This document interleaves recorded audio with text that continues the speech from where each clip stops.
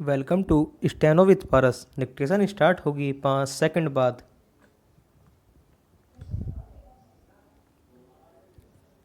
Start.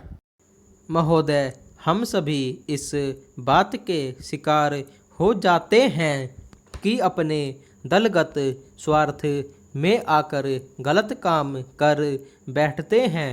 कभी भाषा और कभी किसी प्रदेश के स्वार्थ में ऐसे प्रश्न उठते हैं जो हमारे राष्ट्र की एकता को कमज़ोर करते हैं। पहला, अभी एक माननीय सदस्य ने यह प्रश्न उठाया और आरोप लगाया कि भारत सरकार कुछ प्रदेशों के साथ इंसाफ नहीं करती। भारत सरकार कुछ प्रदेशों के प्रति पक्षपातपूर्ण नीति अपनाती है।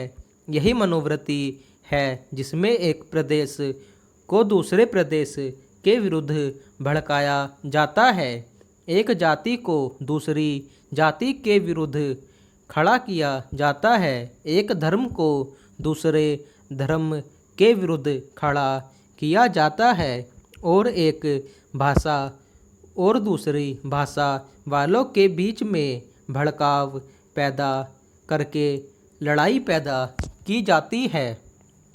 यह मनोवृत्ति है जिसको हमारे विरोधी दल के बहुत से लोग भड़का कर पैदा करते हैं। उनकी अपनी गलत नीतियों के कारण विशाल दृष्टिकोण नहीं होता है और वे ऐसे प्रश्नों को उभार कर अपना स्वार्थ सिद्ध करते हैं। स्पष्ट है कि ऐसे समस्त प्रश्नों का परिणाम हमेशा बुरा होता है। इसलिए मैं सभी राजनीतिक पार्टियों के नेताओं से अपील करना चाहूँगा कि जो प्रश्न हमारे देश के सामने हैं और जिन पर हम सबको चिंता हो रही है तथा जिनका हल निकालने की हम कोशिश करते हैं, उन तमाम प्रश्नों के ऊपर हम ठंडे दिल से विचार करें। पहला, श्री वाजपेयी ने एक अच्छी बात कही। उन्होंने कहा कि इन प्रश्नों का हल सड़कों पर नहीं होगा। मैं भी उनसे इस बात में सहमत हूँ कि इन प्रश्नों का हल प्रजातांत्रिक ढंग से ढूंढने का प्रयत्न करना चाहिए। हमें इनका हल प्रजातांत्रिक व्यवस्था के अंदर करना होगा। सड़कों के ऊपर इन प्रश्नों का हल नहीं हो सकता है।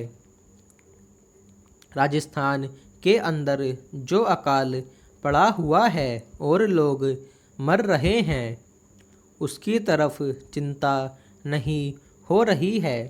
अब राजस्थान में जो संकट है और इस तरह के जो दूसरे प्रश्न हैं, उन पर हम लोग एक साथ बैठकर गंभीरता से विचार करें और उनका हल तलाश करें।